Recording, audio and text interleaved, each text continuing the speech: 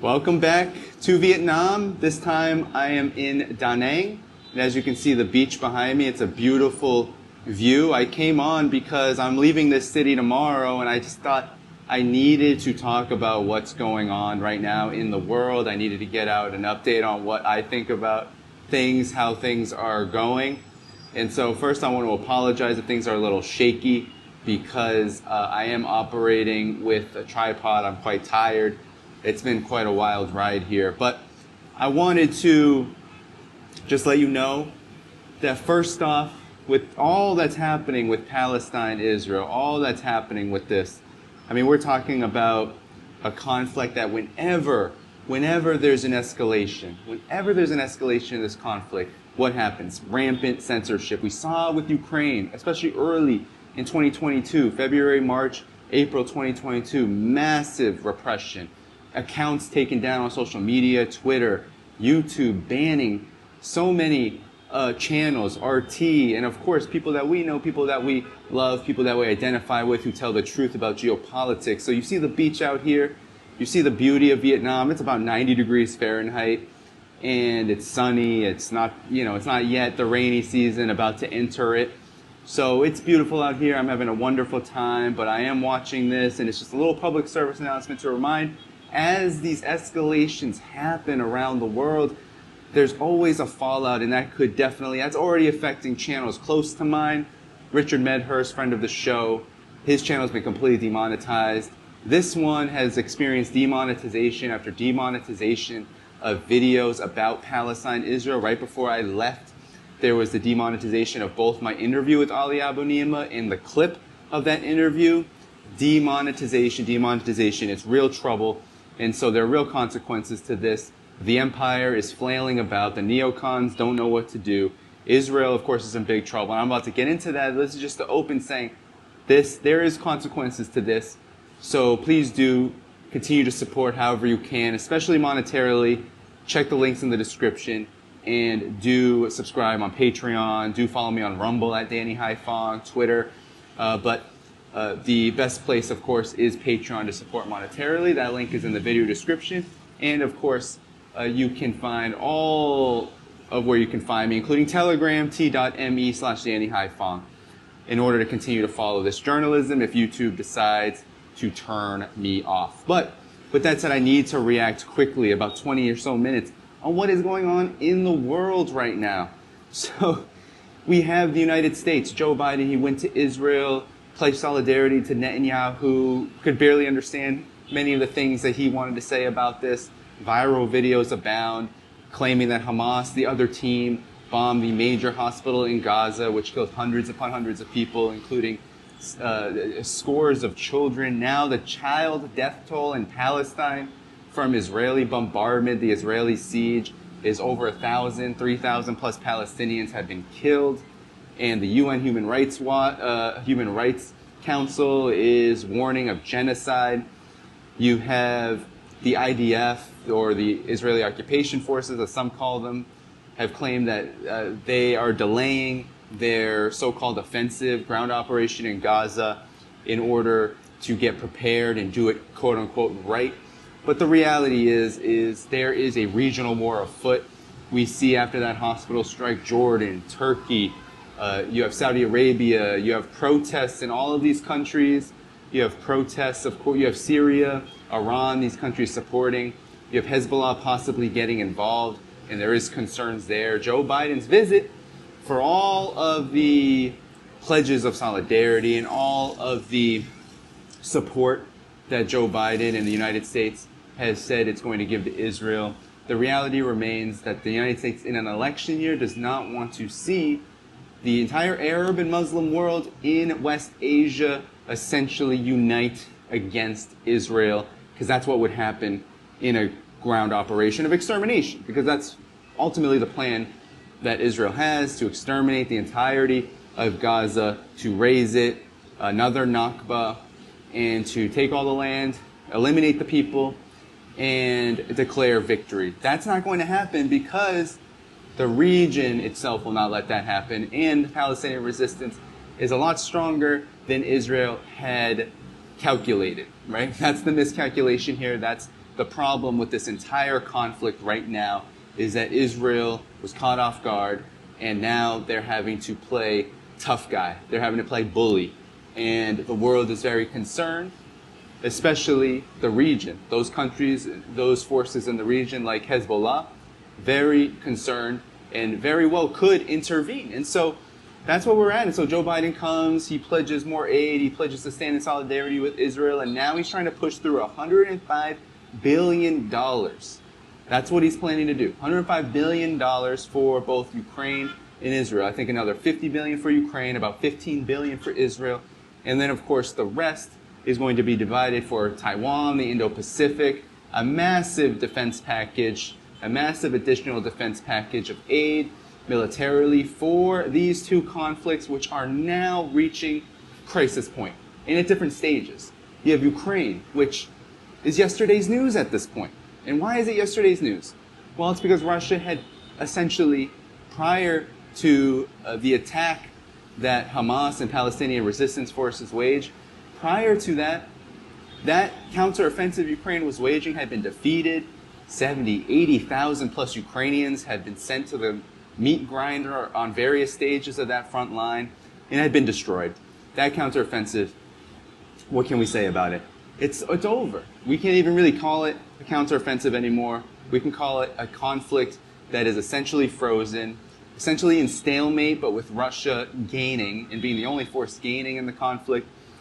And so Zelensky has been placed on the back burner. Now that the United States, the unipolarists, the neocons, they are so concerned about their diminishing hegemony in the West Asia, Middle East region, that Palestine's act of resistance has forced their hand. And now they're really in a bind because Israel has its own wishes and desires. Israel wants to go in. Israel wants to get this done as quickly as they can, even though it's quite clear that it's not going to be quick. And even Prime Minister Netanyahu admits it would be a long war, a bloody war, especially on the Palestinian side. Because we know that despite the heroicism of the Palestinian resistance, fighting occupation, against all odds, Israel does have the so-called mightier force, at least technologically and militarily. But that does not mean victory. And we saw that in Ukraine when NATO gave everything they had. And yet Russia, with its significant military apparatus, was not only able to beat back what was supposed to be a rapid victory for Ukraine in this counteroffensive, but it was essentially able to end it. And it's unclear how things would turn out if Israel were put in a situation where Arab countries, Turkey, and Iran, Syria, these countries were compelled to support the Palestinian side, support the Palestinian resistance against Israel's incursion. It would not be clear. And so there's all this desperation going on right now. There's a lot of hand-wringing. There's a lot of who knows what's going to happen. And this uncertainty is really big trouble for Joe Biden, Vladimir Zelensky, essentially the entire cast and crew of the political actor class, the political class of the war machine. It is big trouble for them because they don't really have anywhere to go. They have nowhere to go. Where can they go for a decisive victory? Where is Joe Biden's decisive foreign policy achievement for his first term as U.S. president, as number 46? Where is it? It's gone. The Saudi-Israel normalization process over indefinitely, according to the Kingdom of Saudi Arabia. So this Palestine conflict, this Palestine-Israel upsurge of hostilities is a nightmare to the American empire. And it is quite an astounding period to live in. And to see these attempts, right? To see these attempts of the establishment to try to go as fast as they can to escalate is incredible. It's an incredible moment in my opinion, I'm just turning around a little bit so you get the full view of where I'm at. I have a hotel right outside of me too, and then there's a little bit of a view of the neighborhood behind me. So this is what I've been saying for quite a long time since this upsurge of conflict began. I've been saying that if Palestine was able to, the resistance forces, Hamas, and the rest, right? Because we know Palestinian Resistance, while Hamas, especially in Gaza, is the biggest force. It's an elected force. It is one that has been fighting for many years. If we know that Hamas is the strongest force, we also know that there are many other groups, Palestinian Resistance, dozens of groups, fighting all for the same purpose, essentially to eject Israel, to end the blockade, to fight for the right to return, right? These goals that all date back to 1948 in the ultimate disaster called the Nakba, where hundreds of thousands, millions of Palestinians displaced or killed in that horrific war of occupation and colonization.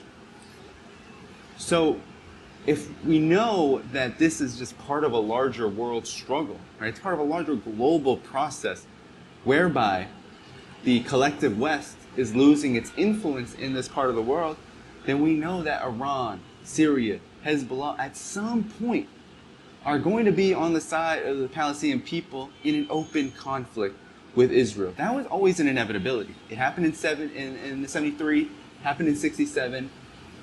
It certainly is bound to happen again. We know that Israel has fought Hezbollah in 2006 in an offensive war against Hezbollah. We know these things. We know that these things have happened. But now it seems like this moment is an epical one. Think about it. You have the United States attempting to move its trajectory of imperial domination. Move it, right? Move it from West Asia, the Middle East, so-called, to move it from Latin America and Africa, where, to be honest, the United States has already lost, right? The Monroe Doctrine basically defunct Africa. The United States never put many resources in Africa unless it was destroying independence movements. Doesn't really have the economy or the desire or will to invest. So what we are seeing now is the United States wanting to take on Russia and China in the last gasp of the empire. It's the last gasp. This is it. China and Russia, they're the biggest challenges to U.S. unipolarity, to U.S. corporate international rule, to the U.S. as the global police state. It's the last gasp for the United States, Russia and China. However, business is not settled in West Asia. It is not. There's still many forces in the neocon foreign policy establishment that would love to see the end of Iran. Of course, Syria. How long was Syria at war and still at war with the United States? For 12 plus years now. They've been trying to overthrow Bashar al-Assad. That goal is lost. They lost that effort. Syria is back in the Arab League. Bashar al-Assad is more legitimate than ever. And while Syria cannot regain economic stability because of just absolutely horrid sanctions, some of the most insufferable sanctions that exist worldwide, Syria is politically stable and is not going to fall militarily or politically. So Iran is in a very similar position. Horrid sanctions, but absolutely no worries for Iran militarily. The United States is actually concerned right now. Joe Biden is worried about a regional war because if there's 2,000 military and naval forces sent out to the Mediterranean, if there's a push to war with Iran, which is happening, if all of this is the case for Israel, like all on behalf of Israel's dirty war on Gaza, what do you think is going to happen? Iran is not a weak country. Iran has been at war. Iran has been preparing for this. Iran has known that the United States has wanted regime change of the Islamic Revolution since 1979. It's been preparing for this since 1979. It had a conflict with Iraq in which the U.S. tried to back both sides, but In a lot of ways, it backed the Iraqi side as a way to just overthrow the Islamic Revolution. And then, of course, over and over and over again, and then with the most recent escalation being the assassination of Qasem Soleimani, it's quite clear that war is on the agenda for Iran. And guys like Lindsey Graham say it outright. We will bomb Iran if they intervene on the side of Palestine. And we know that Iran already supports Palestine. Why? Because there's a lot of connections there between Iran and Palestinian resistance. They're in the same region. A lot of the forces share similar ideology and a similar disdain for foreign invasion. And that's the theme here. Israel, the United States, they're foreign invaders. Now Israel, you could quibble, oh, the UN recognizes Israel as a state. Oh, the United States and Israel can't be seen as the same. But look, Israel has been seen by Arab people, Muslims, whoever in that region as an invader, because that's how it all began. That was the UN mandate. That was how the British attempted to weasel their way back into the region, how the US has attempted to create a military outpost in that region. It has been all for hegemony and the same aims that they had during formal colonization. It was a way to reform that system. And so we are now at this inflection point for that order, for this world order. West Asia is on fire because of Israel's incursion in Gaza. And Israel was always going to be the one, not the United States, because the United States has already shifted its attention to Russia and China, already. Right? It already has shifted its attention. It shifted its resources. The U.S. is outstretched. So, sure, we may see more aid to Israel. We may see more military aid. Oh, fortify that Iron Dome, which didn't even work anyway. Give Israel more deadly weaponry. Yeah, to kill Palestinians in Gaza, sure. That may happen. But no way will the United States be able to go into the so-called Middle East, West Asia, like it did in the past. Because it is bogged down in Ukraine. It has half of its military apparatus already in the Pacific where I am. Already. So, the United States is an empire stretched thin. It's an empire in decline. This is a disaster, really. And I'm just going to close it on this point, because it's a long point. This is a disaster for Joe Biden and the neocons. It really is. This is a gift to Donald Trump. Sorry about that. It's loud out here. This is a gift to Donald Trump. This is a gift to the opposition for Joe Biden. Now, the United States doesn't really have an alternative to Joe Biden outside of Donald Trump, which I don't really see as an alternative at all, especially on this question of Israel. But nonetheless, this is a disaster for Joe Biden specifically. And why is that? Well, because the neocons that back him and Joe Biden himself have already shown that they cannot get that signature foreign policy achievement. They've already shown that no matter what, everything they touch dies, is destroyed. Joe Biden has not shown that he's an impressive person. He is totally just confused. His policy is all over the place. It's desperate. It does not look like a president who's preparing for who's in a campaign right now, but preparing for a 2024 general election. It doesn't look like a politician, a professional that's ready to do that.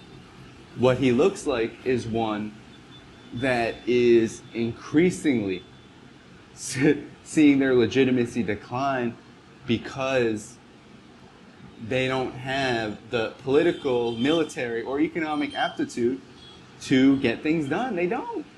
So it is truly a crisis for Joe Biden, for his political prospects. Because no matter what happens, it's going to be worst case scenario, right? No matter what happens, it's going to be, well,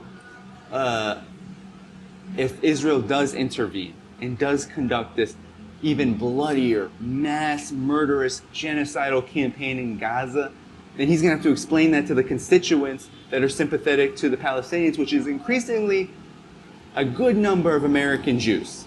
who vote Democrat, especially.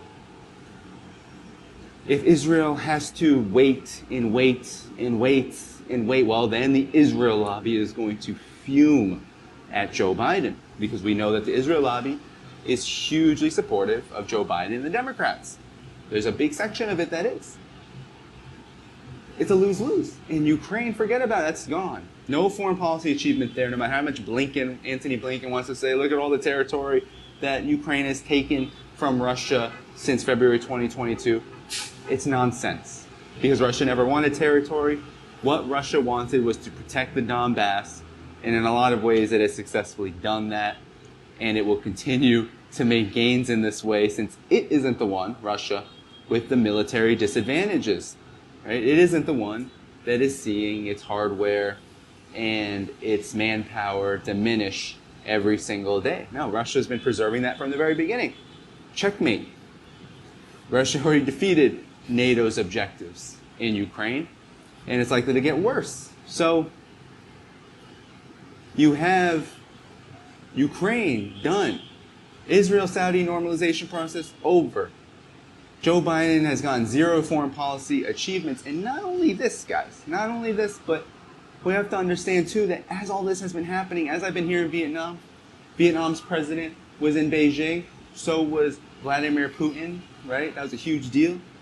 Why? The Belt and Road Forum, the third Belt and Road Forum. 130 world leaders were there, 30 international organizations, billions upon billions of new deals inked for the Belt and Road Initiative.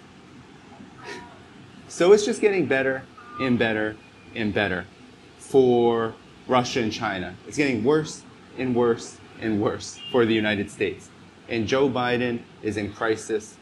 Joe Biden's political career as president of the United States is in crisis. The neocons are in crisis. And we're going to see likely a powder keg just astronomically explode in Israel-Palestine, that conflict, as well as in Ukraine. And Joe Biden is going to have a lot of explaining to do over the next year. And I don't think it's going to go well for him. And the point of all of this is we've got to be prepared. All right? But I got to go. Take good care. And I'll see you all again soon. Thank you for tuning in to my latest video. I appreciate all of your support. This channel, however, needs your help. I am seeking to make this channel more sustainable in the long term and upgrade necessary equipment to ensure that this work continues onward and makes progress to give you all of the geopolitical analysis that you all deserve. For that reason, I'm asking you to become a member of my Patreon community at patreon.com/DannyDhaiphong. You can find that link in the video description or in the pinned comment below. For whatever amount you choose to give, just know you are supporting independent media that you can't find anywhere else. Thank you so much, and I look forward to the next video.